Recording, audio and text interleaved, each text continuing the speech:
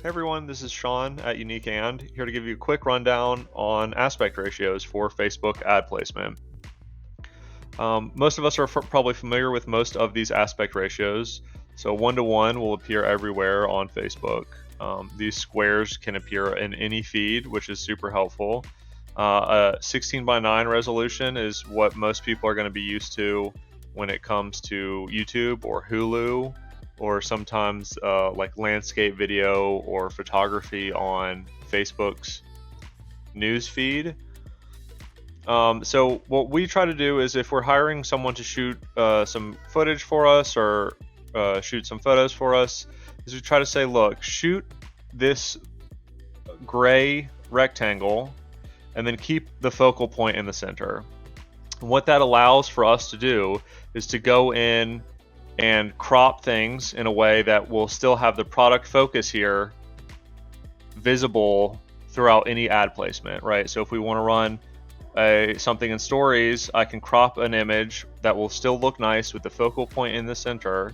But if we want to run, just a 1:1, we can do that as well.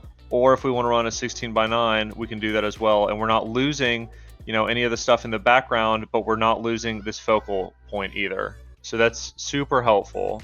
And I just want to kind of reiterate what I mean by that with this photo. So for example, if your photography team has taken this photo and we really want to show off this model's face, well, that's great. We can scooch the picture down a little bit. We can run this as a 1:1 and it's still going to look good, right? We're not losing the model's face. But if we want to run this as a story, then we can do that as well. We're not losing the model's face either, plus we're getting some of this nice background, so it's not just a weird fill color. And then it's the same thing with if we want to run like a landscape, right? We could scooch the photo down a little bit so we're not cropping her head, and then we could run it like this, and we're still getting this nice background plus the focus of the photo. And what this allows is for you to hire one photographer or one videographer and get footage that can be ran across multiple ad placements or ad platforms.